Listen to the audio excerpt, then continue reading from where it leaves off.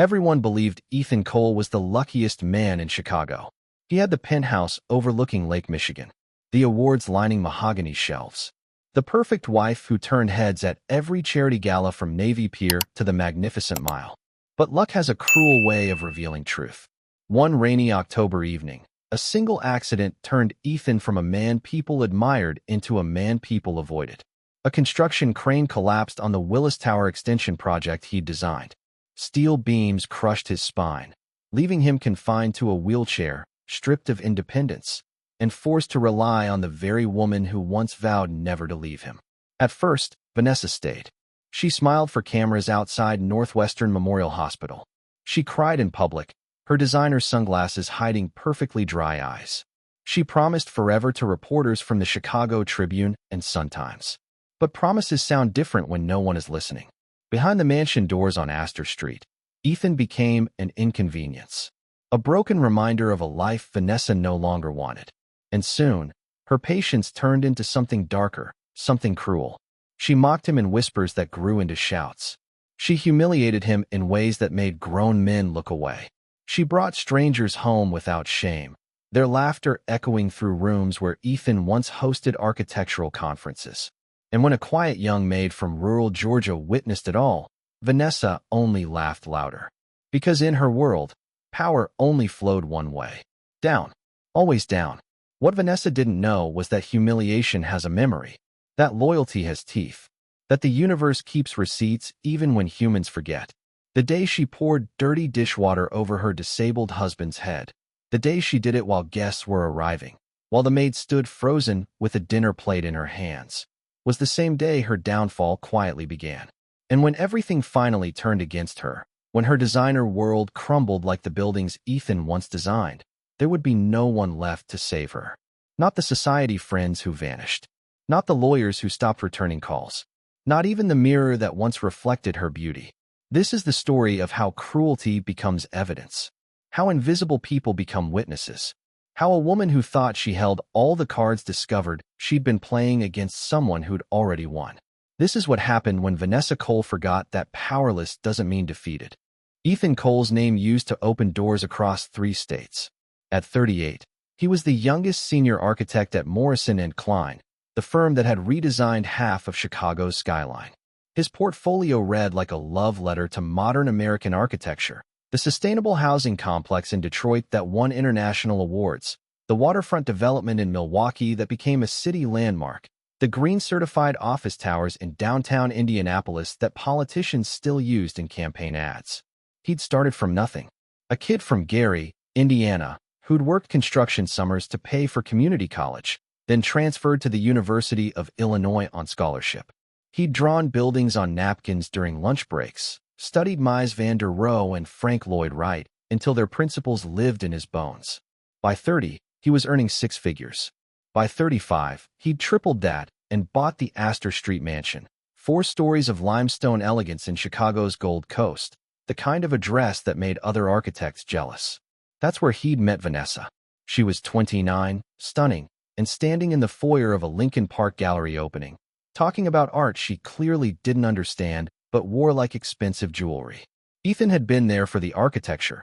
The gallery itself was a converted warehouse he'd helped consult on. But Vanessa caught his attention the way beautiful things do, immediately and without apology. "You designed this space?" she'd asked, her brown eyes sweeping from the exposed brick to the custom skylights. "Consulted," Ethan had said modestly. The bones were already good. Modesty doesn't suit men who reshape cities. She'd smiled, and something in Ethan's chest had shifted. "I'm Vanessa Laurent." She wasn't Laurent for long. They married 18 months later at the Chicago Botanic Garden, with 200 guests and a reception that made the society pages. Vanessa quit her PR job. "Supporting your vision is career enough," she'd told him, and settled into the role of architect's wife with the same attention to detail she applied to everything: her wardrobe, her social calendar, her Instagram following. For 6 years, they were the couple other couples wanted to be. Ethan traveled to conferences in New York and Los Angeles. Vanessa hosted fundraisers for literacy programs and animal shelters, her laughter filling rooms with warmth that felt genuine. They vacationed in Napa Valley, in the Hamptons, in Aspen during ski season. They talked about children someday, maybe after Ethan's next big project.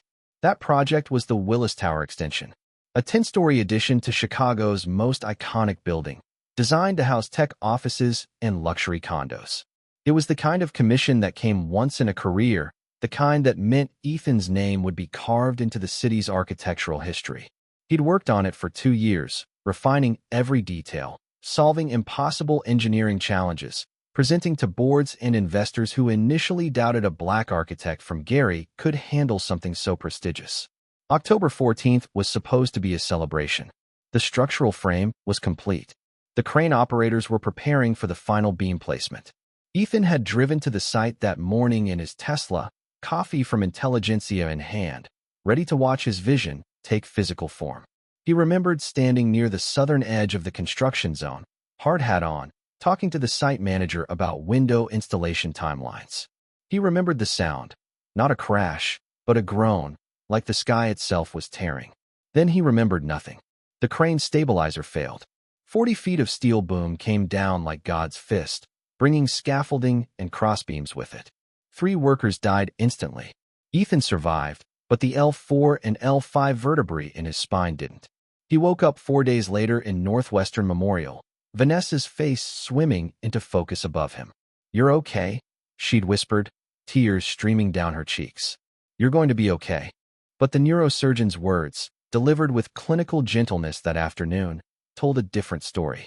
Permanent paralysis from the waist down, wheelchair dependency, extensive physical therapy with uncertain outcomes. A life that would never look like it had before. Vanessa had sobbed. The reporters outside had captured it. Her grief, her devotion, her promise to stand by him. For the first month, she almost kept that promise. She stayed at the hospital 16 hours a day. She learned medical terminology, argued with insurance companies, posted updates on social media that earned thousands of sympathetic comments. She wheeled him through physical therapy sessions at the Rehabilitation Institute of Chicago, her hand steady on his shoulder. "We'll get through this," she'd said repeatedly. Together. But Ethan saw the cracks forming. In the way her smile faltered when doctors mentioned long-term care. In how her responses to his attempts at conversation grew shorter. In the Instagram posts that shifted from "standing by my husband" to vacation throwback photos that pretended the accident never happened.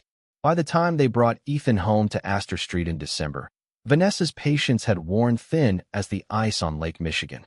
The mansion had been retrofitted, ramps installed, doorways widened, a hospital bed placed in what used to be Ethan's study. He hated it. The medicalization of his home, the way his architectural masterpiece now looked like a care facility. But he hated the look in Vanessa's eyes more. It was the look people give broken things they're trying to decide whether to repair or discard. The performance lasted 3 months.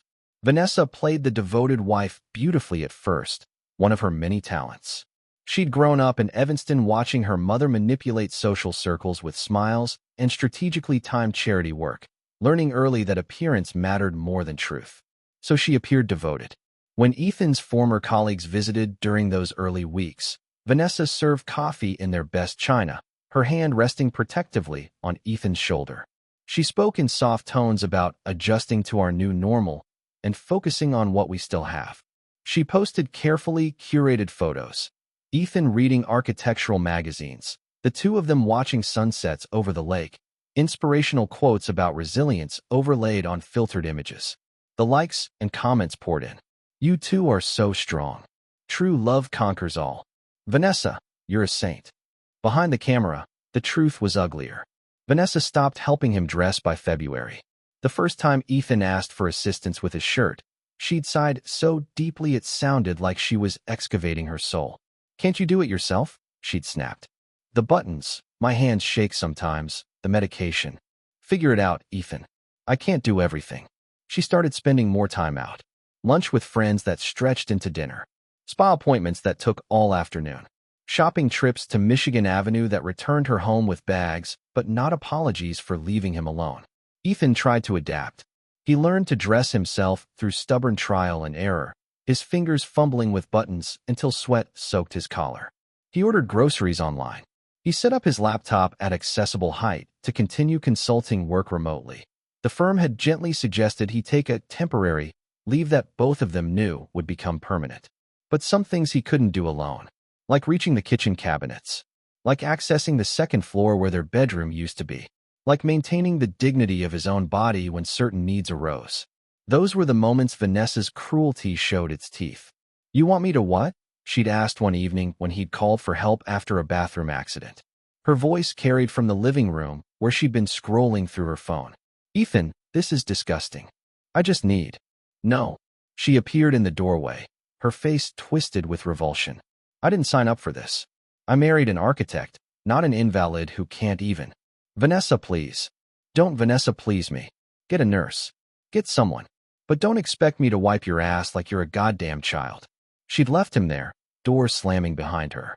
Ethan had cleaned himself as best he could, tears he wouldn't let fall burning behind his eyes. This was the woman he'd bought a 4-carat diamond for. The woman he'd taken to Paris for their honeymoon. The woman who'd promised, in front of 200 witnesses, to love him in sickness and health. The mockery started small. "Careful there, speed racer," Vanessa would say when his wheelchair bumped a doorframe.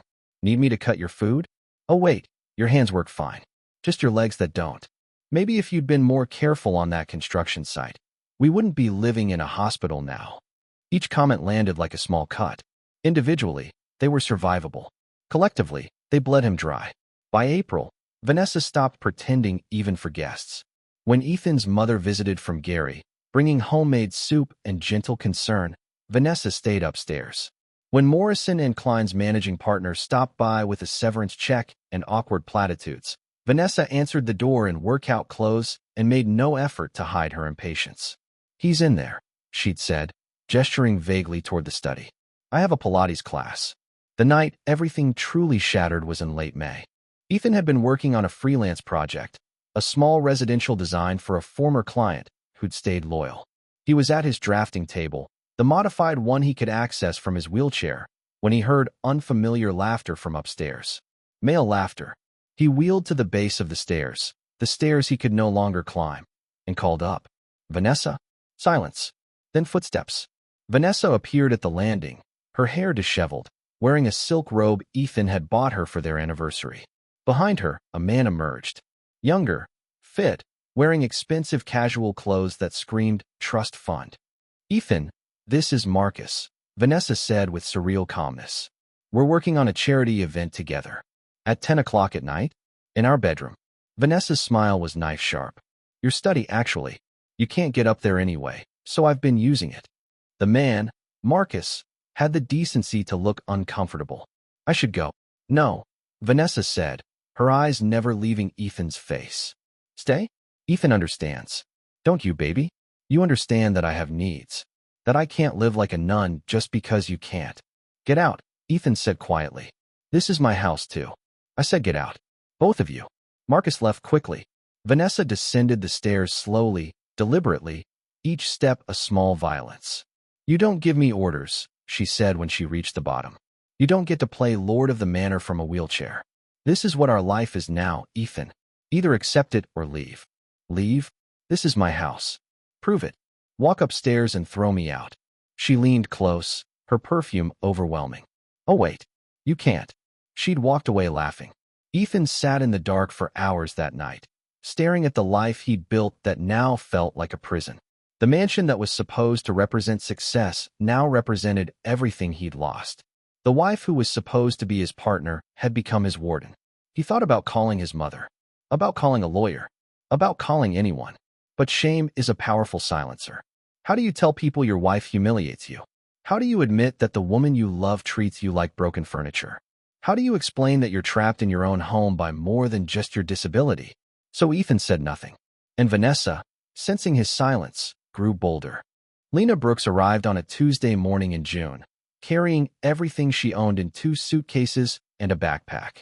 She was 24 but looked younger, her face holding that soft uncertainty of people who've been told too many times they don't matter.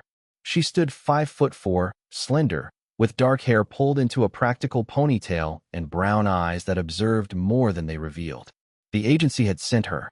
Vanessa had finally conceded to hiring help, not for Ethan's sake, but because managing the mansion was beneath her, now that her social obligations demanded more time. You'll handle cleaning, cooking, laundry, Vanessa had explained during Lena's brief interview in the mansion's formal living room. Mr. Cole may need occasional assistance, but he's mostly self-sufficient. Your quarters are on the 3rd floor. You start at 7, finish at 6. Questions? Lena had shaken her head. She needed this job desperately enough not to ask about the coldness in Vanessa's voice or the careful way she avoided looking toward the study where Ethan worked. The truth was, Lena was running from her own collapse. She'd grown up in Valdosta, Georgia, the youngest of 4 children raised by a single mother who cleaned houses for wealthy families. Lena had watched her mother's back bend and her spirit fade, scrubbing toilets and washing windows for people who never learned her name. Get an education, her mother had insisted. Don't end up like me. Lena had tried. She'd won a scholarship to Georgia State, studied hospitality management, dreamed of hotel management or event planning. Something professional, something her mother could brag about at church. Then her boyfriend, Marcus Wright, changed everything. He was older, charming, working in Atlanta's music industry. He talked about record deals and studio sessions, about making Lena his queen when he made it. She'd believed every word with the kind of desperate faith poor girls sometimes invest in rich promises. Marcus convinced her to drop out of Georgia State to support his dream, to work 2 jobs, waitressing and retail, while he networked, to pay rent on the apartment they shared while he invested her money in opportunities that never materialized. When Lena found out Marcus had been cheating with multiple women, including one who thought she was his fiancée, she'd confronted him. He'd responded by emptying their joint bank account and disappearing. Lena had been left with nothing. No degree, no savings, no pride. So she'd done what her mother had done. Found an agency that placed domestic workers, took the best offer available, and left Georgia with a bus ticket and wounded hope. Chicago felt overwhelming. Too big, too cold, too different from Valdosta's humid familiarity. But the Astor Street mansion had a kind of austere beauty that reminded Lena of the houses her mother cleaned, the kind where she'd sometimes sit in the kitchen doing homework while her mother vacuumed upstairs. She met Ethan her first afternoon. Vanessa had left for a lunch meeting that Lena would learn meant 5 hours of shopping and cocktails. Lena was dusting the study when she noticed the man in the wheelchair by the window. "I'm sorry," she said quickly. "I didn't mean to disturb you." "You're not disturbing me." Ethan turned, and Lena saw his face clearly for the first time. He was handsome despite everything, or maybe because of it. Pain had carved character into his features, given depth to eyes that probably used to sparkle with easy confidence. "You must be Lena." "I'm Ethan." He offered his hand. Ethan's expression shifted, something like surprise, maybe recognition. That's more profound than most people in the industry would admit. Lena felt heat in her cheeks. "I should finish cleaning." "Wait." Ethan wheeled closer. "Vanessa hired you through an agency?" "Yes, sir." The change in Ethan didn't escape Vanessa's attention. She noticed it the way predators notice when prey stops running, with irritation and renewed hunger. Ethan laughed more. He sat straighter in his wheelchair. He started taking calls from former colleagues who wanted consulting advice, his voice regaining the confident timbre that used to fill boardrooms. He was reading again, working again, living again. And Vanessa hated it. Because a broken Ethan was manageable. A broken Ethan was someone she could control, someone whose dependency justified her cruelty, someone whose condition excused her affairs and absences. But an Ethan who was healing? Who smiled at the maid's gentle jokes? Who discussed architecture and philosophy over breakfast that Lena cooked? That was unacceptable. Vanessa began testing boundaries. She brought Marcus, the trust fund charity worker, to the house more frequently, their laughter drifting from upstairs rooms with deliberate volume. She scheduled meetings that everyone knew weren't meetings, returning home with disheveled hair and unapologetic smiles. Ethan said nothing. He'd learned that silence was safer than confrontation. But his silence only emboldened Vanessa further. The breaking point came on a Saturday evening in late August. Vanessa had invited guests, 8 people from her social circle for what she called a casual dinner party. Lena had spent 2 days preparing: lamb chops with rosemary, roasted vegetables, a chocolate torte that required precision Lena had learned from YouTube videos. Ethan had been working in his study, planning to join for dinner. He'd even dressed carefully, a button-down shirt Lena had ironed, slacks that still fit his thinner frame, an effort to reclaim some dignity. The guests arrived at 7. Couples from Lincoln Park and the Gold Coast, people Ethan vaguely recognized from his previous life. They greeted him with that particular discomfort able-bodied people show around wheelchairs, too cheerful, too careful, too obviously relieved when they could look away. Vanessa held court in the living room, wearing a yellow dress that hugged every curve, her laughter musical and performative. She didn't introduce Ethan. She didn't acknowledge his presence beyond a dismissive glance. Dinner was served at 8. Lena had set the table beautifully. The good china Vanessa usually kept locked away, fresh flowers from the Michigan Avenue market, candles that cast warm light across faces already flushed with wine. Ethan wheeled himself to his place at the table. The modified space Lena had created for his wheelchair fit perfectly, and he felt a flicker of something like normalcy. Then Vanessa's friend, Sienna, made the mistake of being kind.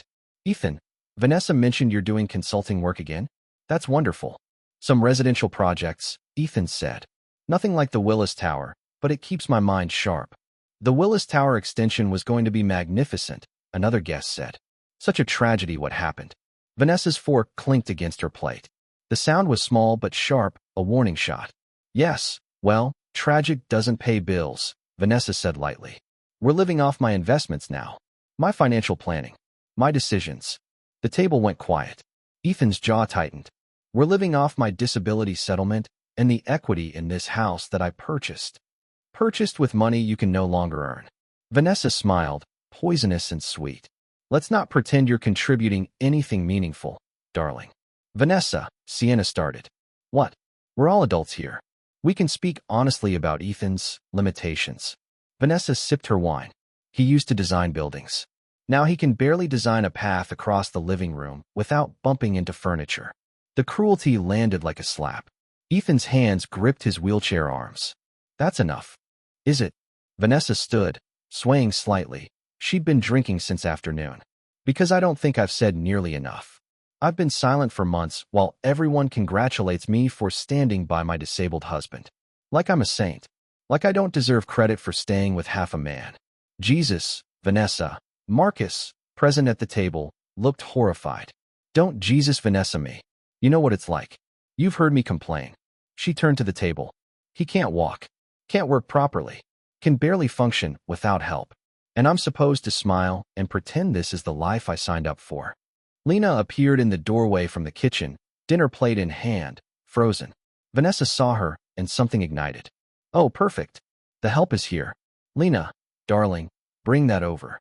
Lena moved cautiously toward the table. "Actually, no." Vanessa intercepted her, taking the plate. It held the lamb chop meant for Ethan, still steaming. "I have a better idea." She dumped the plate's contents into the ice bucket on the table, the one holding white wine.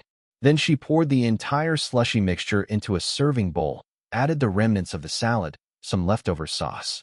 "Vanessa, what are you doing?" Ethan's voice was tight. "Making a point."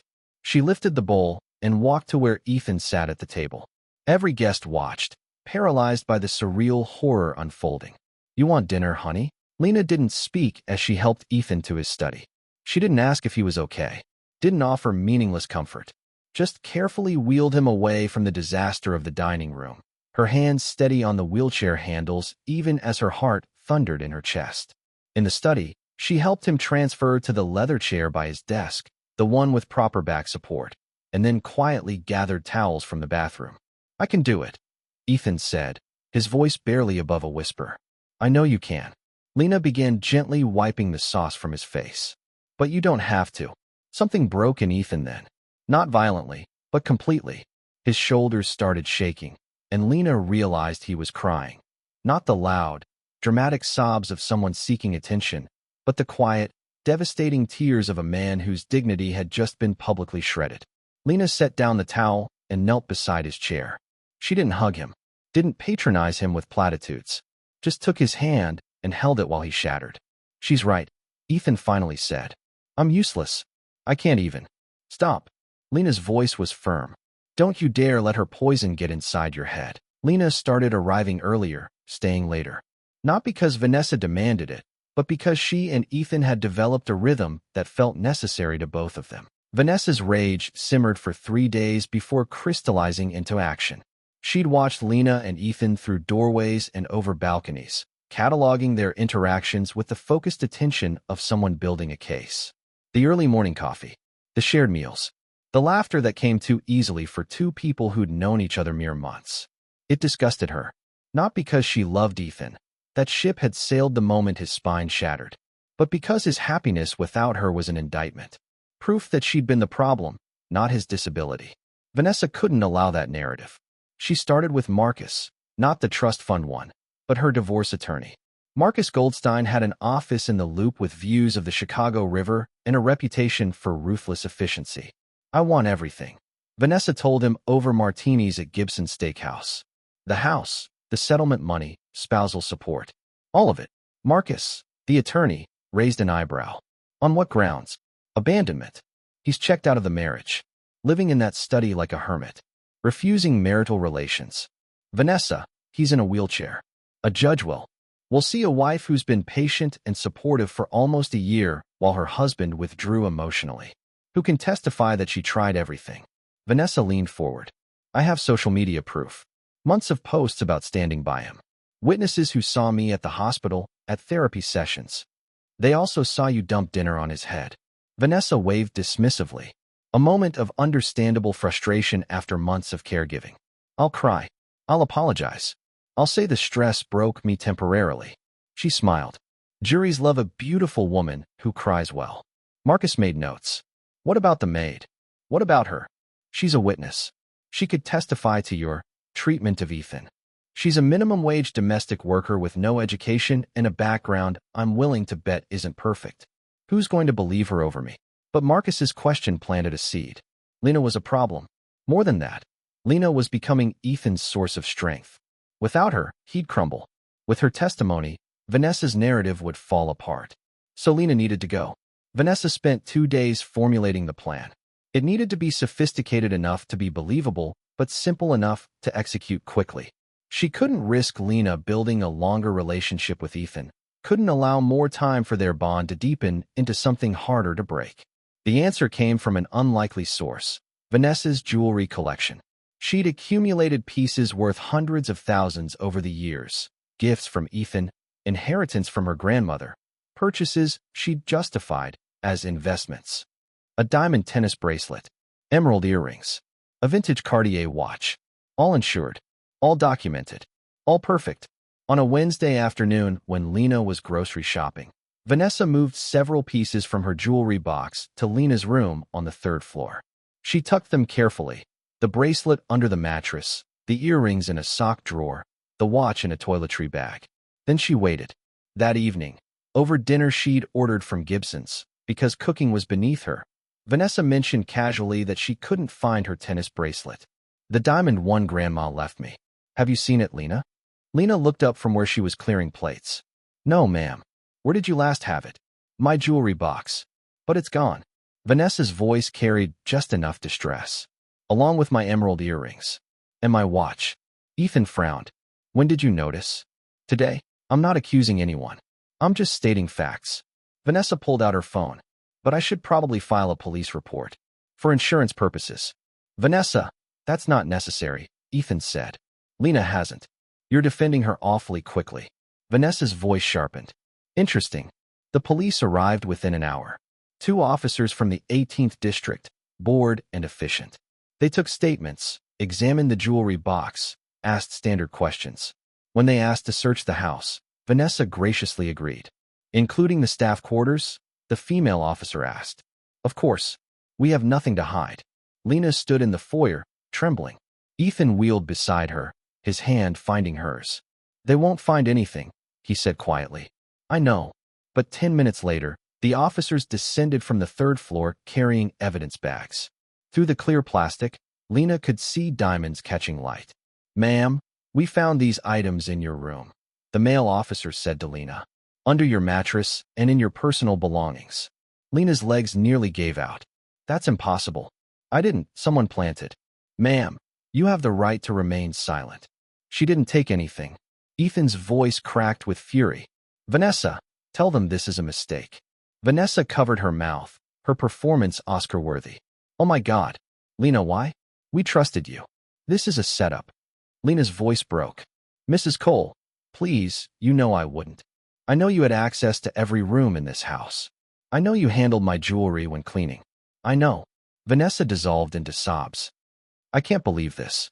The officers handcuffed Lena gently but firmly. Wait. Ethan wheeled forward. Officers, this is my house too. I'm not pressing charges. I don't believe. Sir, Mrs. Cole owns this property jointly, the female officer said. She has the right to file a report. We have to take the suspect in. Suspect? She's not a suspect. She's being framed. But they were already leading Lena away. She looked back once, tears streaming down her face. Ethan, I swear I didn't. I know. Lena, I know. I'll fix this. The door closed. Silence filled the mansion like poison gas. Ethan turned to Vanessa slowly. His face had transformed into something she'd never seen before. Not pain, not grief, but cold, calculating fury. You did this, he said quietly. I reported a theft. You framed her. You planted those items in her room. Vanessa's mask slipped for just a second, revealing the satisfaction beneath. Prove it. I will. With what? Your disability checks? Your theoretical architecture career? Vanessa laughed. You're powerless, Ethan. You have been since that crane fell. And the sooner you accept that. Get out of my sight. This is my house. Get out. The roar startled even Vanessa. She'd never heard Ethan sound like that. Feral, dangerous, done with patience. She left, but her laughter echoed down the hallway. Ethan sat alone in his study for hours that night, staring at nothing. Then he picked up his phone and made calls he should have made months ago. His mother, his former business partner, his lawyer who'd handled the disability settlement. By morning, Ethan Cole was no longer a broken man accepting his fate. He was an architect building a strategy. And unlike buildings, revenge didn't require the ability to walk. Lena spent 36 hours in Cook County Jail before Ethan's lawyers secured her release on bail. Bond was posted by Ethan personally, using funds from an account Vanessa didn't know existed, a separate investment portfolio his financial advisor had managed independently. The money had grown quietly during their marriage, insurance against exactly this kind of crisis. Lena emerged from the detention center looking hollowed out. Her eyes held a flatness that hurt Ethan more than any pain his own body had inflicted. I didn't do it, she said when he met her outside in the van he'd hired. A wheelchair-accessible vehicle that cost a fortune but was worth every penny for this moment. I know. Ethan gestured to the seat beside him. Come on. We have work to do. At a coffee shop in Hyde Park, far from Astor Street, far from Vanessa's social circles, they met with three people who would become Lena's salvation. Miranda Chun, a defense attorney who'd built her reputation defending wrongfully accused domestic workers. She was 45, sharp as broken glass, and genuinely angry about Lena's case. James Richardson, a private investigator who specialized in financial crime and fraud. He was ex-FBI, gray-haired, patient, and thorough. And Dr. Sarah Martinez, a forensic psychologist Ethan had found through his former colleague network. She specialized in trauma and manipulation dynamics. Walk me through what happened, Miranda said to Lena. Lena recounted everything. The dinner party humiliation, the growing bond with Ethan, Vanessa's increasing hostility, the sudden jewelry accusations. Miranda took notes. Timeline matters here. When did Vanessa's treatment escalate? After she noticed Ethan was getting better, Lena said quietly. Happier. Interesting. Miranda looked at Ethan. And you're certain this was a setup? Completely. Lena had no opportunity, no motive, and no history of theft. Vanessa, however, had a clear motive. Remove the person helping me heal. James, the investigator, leaned forward. Mr. Cole, I need access to your wife's financial records, communications, any documentation of her recent activities. You'll have it. She's not careful. She assumes I'm too broken to fight back. Ethan's jaw tightened. That assumption ends now. Over the next 3 weeks, the team worked with surgical precision. James discovered that Vanessa had consulted 3 different divorce attorneys in the past 2 months. All of them specialized in high-asset divorces where one spouse was disabled or incapacitated. The pattern was clear. She'd been planning to divorce Ethan, take everything, and claim she'd earned it through caregiving. He also found her bank records showed large cash withdrawals, $15,000 over 6 weeks. When confronted, Vanessa's attorney claimed they were personal expenses, but James traced them to a P.O. box registered under a false name, likely where she was hiding money from joint accounts. Miranda subpoenaed the insurance company that covered Vanessa's jewelry. The claims adjuster testified that Vanessa had called inquiring about theft coverage 2 weeks before the incident, asking hypothetical questions about documentation requirements and payout timelines. Dr. Martinez interviewed Ethan extensively, documenting the pattern of psychological abuse. She reviewed medical records showing Ethan's depression and anxiety levels had dropped dramatically after Lena's arrival, then spiked again after her arrest. "This is textbook coercive control," Dr. Martinez explained during a strategy meeting. Vanessa isolated him, degraded him, then removed his support system when he started recovering. She wanted him dependent and broken. "Can we prove she planted the jewelry?" Lena asked quietly. "We don't have to prove it beyond doubt," Miranda said. "We just need to create reasonable doubt that you took it. And we've got better than that. We've got motive for her to frame you." The breakthrough came from an unexpected source, the mansion's security system. Ethan had installed high-end cameras years ago, mostly monitoring the exterior. But one camera, aimed at the garage entrance, had a wide enough angle to catch part of the third-floor stairwell through a window. James spent days reviewing footage. On the Wednesday afternoon Vanessa claimed to have discovered the theft, the camera showed her making 3 trips up the stairs to the 3rd floor, Lena's floor, during the 2-hour window when Lena was grocery shopping. She wasn't subtle, James said, showing the footage. "Watch her body language. That's not someone searching for lost jewelry. That's someone planting evidence." Miranda smiled like a shark scenting blood. "This is it." Combined with her attorney consultations, the insurance calls, and the psychological abuse pattern, we've got her. But they needed one more piece, Vanessa's current behavior. Ethan made a difficult decision. "I'm going back to the house." "Ethan, she could hurt you," Lena started. "Not physically. She's too smart for that." He took Lena's hand. "But I need to document what happens when she thinks she's won. When she believes I'm completely defeated." For 2 weeks, Ethan lived in the mansion while wearing a discreet audio recorder Miranda had provided. He documented everything. Vanessa's verbal abuse, her threats, her admission that she'd had enough of playing nurse, her discussions with her boyfriend Marcus about selling the house once this is all over. The recordings were damning. But the final nail came during a dinner where Vanessa drank too much wine and got sloppy. "You think you'll win this?" she slurred, standing over Ethan's wheelchair. "You think some judge will believe a cripple over me? I'm young, beautiful, sympathetic. You're pathetic. Even your little maid couldn't save you. Stupid girl didn't even know I'd planted." She stopped. The realization of what she'd almost said spread across her face like spilled ink. Ethan's recording device, hidden in his shirt pocket, captured every word. "Planted what, Vanessa?" Ethan asked quietly. "Nothing. I didn't say anything. You said Lena didn't know you'd planted something. What did you plant?" Vanessa's eyes narrowed. "You're recording this, aren't you?" "Why would I do that? I'm just a powerless cripple, remember?" Vanessa threw her wine glass against the wall. It shattered, red liquid staining the white paint like blood. "You think you're so clever now. Found your spine along with that little slut." "Don't." Ethan's voice was ice. "Don't talk about her." "Oh, you love her, don't you? The help. How romantic. How pathetic." Vanessa laughed, wild and mean. "Well, she's going to prison, Ethan. For theft. And you're going to be alone again. Right where you belong." She stormed out, leaving Ethan in the ruins of their marriage.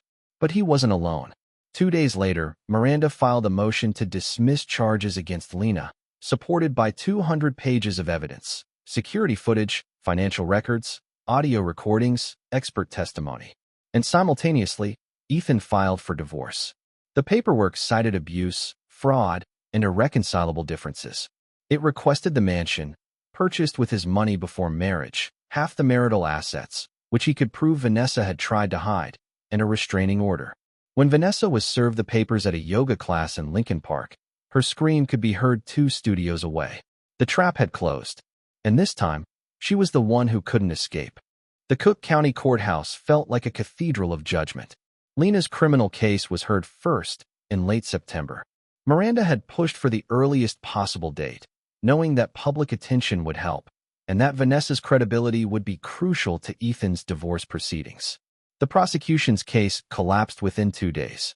The assistant state's attorney, young, overworked, clearly regretting taking what seemed like a simple theft case, presented the evidence. Jewelry found in Lena's room, Vanessa's testimony, police reports. Then Miranda stood up. She presented the security footage showing Vanessa making 3 unexplained trips to the 3rd floor during the exact window the jewelry was supposedly stolen. She called the insurance adjuster who testified about Vanessa's suspicious pre-incident inquiries. She presented evidence of Vanessa's divorce planning and attempts to hide assets. Then she called Dr. Martinez, who explained the psychology of coercive control.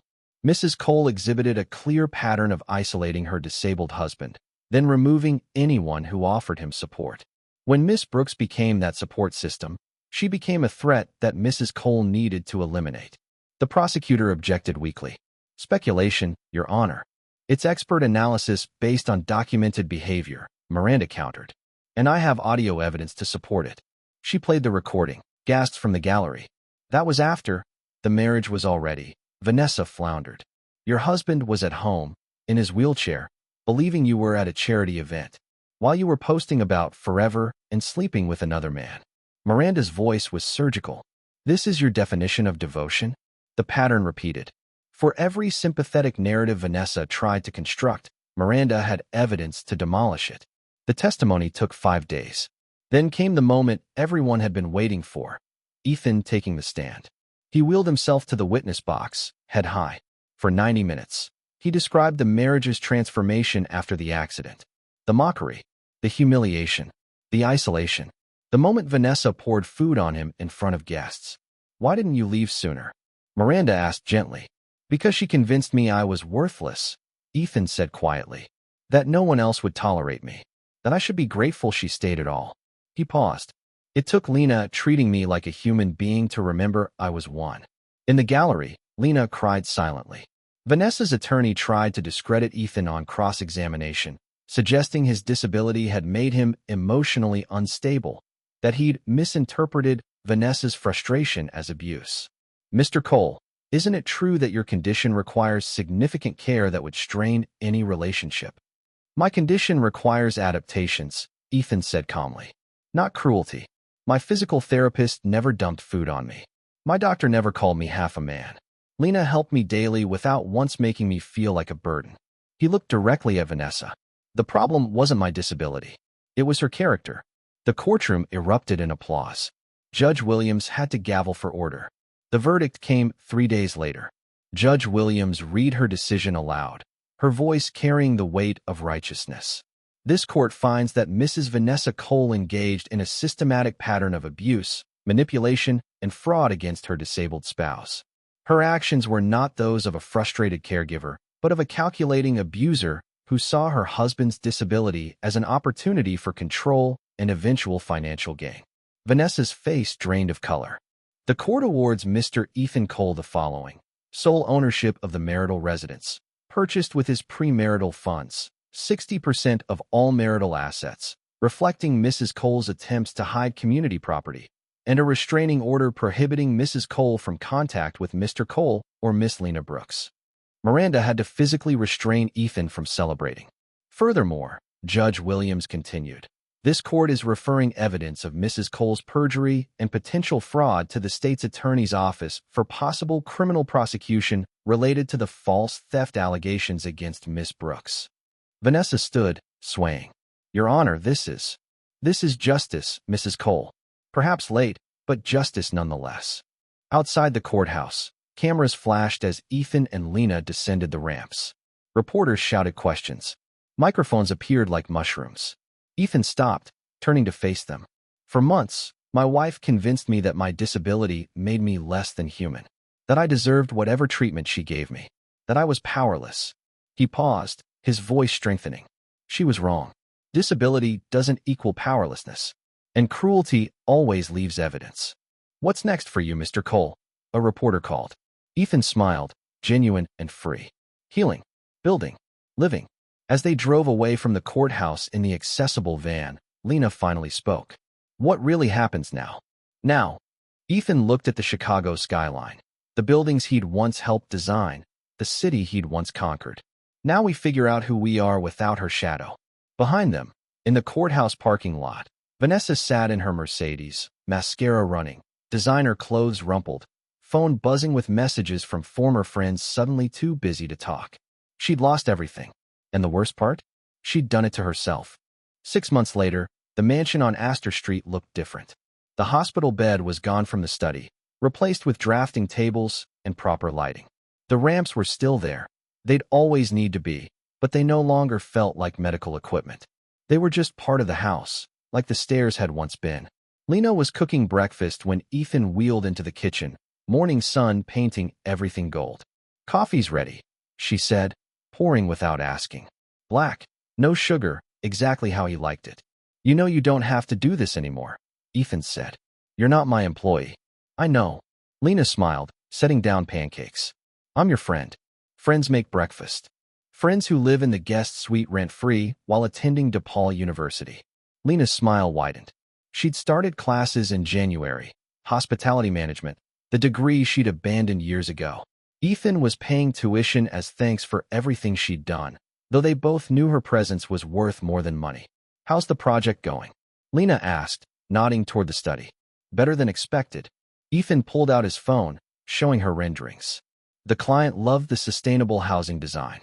If this gets approved, it'll be my first major project since the accident." "Not your first. You've been consulting for months."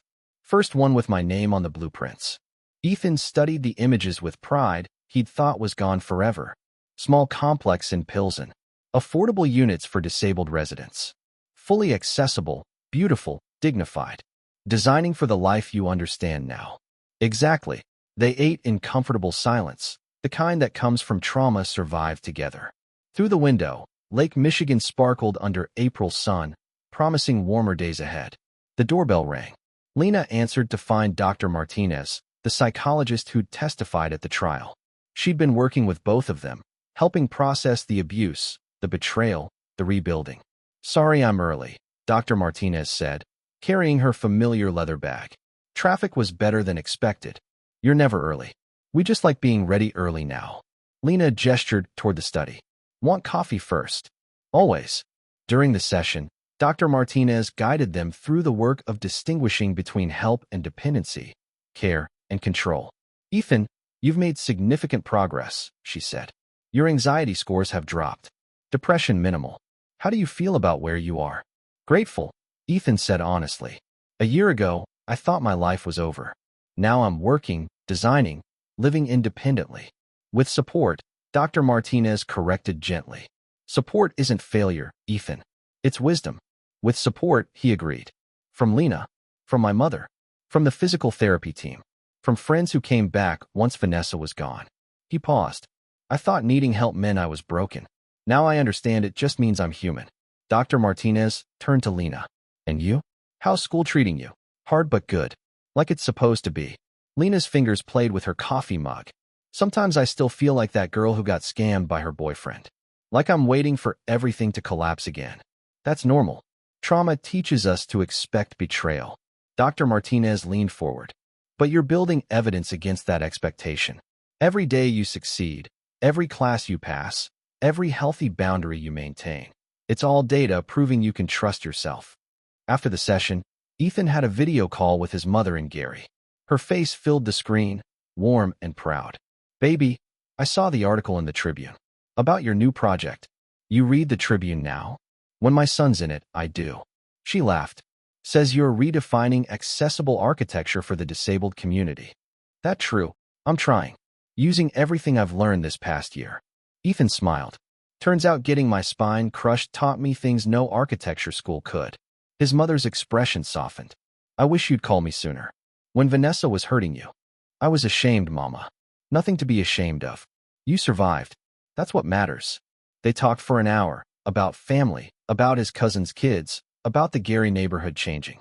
Normal conversation, the kind he'd thought he'd lost forever. That evening, Lena found Ethan on the terrace overlooking the lake. Chicago's skyline blazed with lights, each building a story of ambition and survival. "You okay?" she asked, settling into the chair beside his wheelchair. "Just thinking. About Vanessa." Lena stiffened. They rarely discussed her anymore. The restraining order and her legal troubles had pushed her to California, where she was living with her parents and facing potential fraud charges. The news said her trial starts next month, Lena said quietly. I know. Part of me feels bad for her. Ethan. Just part. Small part. He turned to face Lena. She destroyed herself. I didn't make her cruel. The accident didn't make her cruel. She chose it. Daily. Deliberately. You're too kind to her even now. Not kindness. Just clarity. Ethan looked back at the skyline. If I carry hatred, she's still controlling me. But if I understand what happened and move forward, then I win. You already won. You survived. You're thriving. We're thriving, Ethan corrected. You survived her too, Lena. She tried to destroy both of us. Lena was quiet for a long moment. Sometimes I think about what would have happened if you just accepted her version of you. If you'd believed you were really powerless. I'd be dead or broken beyond repair. But you didn't. You fought. Even from a wheelchair, you fought. Because you showed me I was worth fighting for. Ethan reached for her hand. That's the gift you gave me, Lena. Not the care or the cooking or the daily help. You saw me as human when everyone else, including myself, saw me as damaged. Tears slipped down Lena's cheeks. You did the same for me. After Marcus, after my mama died, I thought I was invisible. Worthless. Then you learned my name. Asked about my dreams. Treated me like I mattered. You do matter. I'm starting to believe that. 3 months later, Lena graduated with her associate degree. Ethan was in the front row of the DePaul University ceremony, his mother beside him, both of them cheering when Lena's name was called. She crossed the stage in her cap and gown, grinning like sunrise, and held up her diploma. Afterward, at a celebration dinner Ethan's mother cooked at the mansion, Lena made an announcement. I got a job offer. The Palmer House Hilton Management Training Program. Ethan's face split into a smile. Lena, that's incredible. It's because of the recommendation letter you wrote, and the internship you connected me with. And it's because you're brilliant and hardworking, Ethan interrupted. I just opened a door. You walked through it. Still, thank you. So you'll be moving out? Ethan's mother asked gently. Lena glanced at Ethan. They hadn't discussed this explicitly, but the unspoken understanding had been that she'd eventually build her own life. I was thinking about getting a place closer to the hotel, Lena said carefully. But I'd like to visit. If that's okay. More than okay, Ethan said. You're family now, Lena. That doesn't change just because you're succeeding. Later that night, standing on the terrace under stars, they talked about futures that once seemed impossible. Where do you see yourself in 5 years? Ethan asked. Hotel management. Maybe running a property. Lena's eyes sparkled. Small boutique place where staff are treated well. Where invisible people get seen. You'll be amazing at that. What about you? More projects like the pills and housing. Maybe teaching, sharing what I've learned about accessible design. Ethan paused. Definitely writing. I've been documenting everything. The accident, the abuse, the recovery. I think other people going through similar situations need to know they can survive. You're going to help a lot of people, Ethan. We both are. That's the thing Vanessa never understood. Hurt doesn't have to make you bitter. Sometimes it makes you better. On a cold November morning, Vanessa Cole stood in a California courtroom. She'd lost weight.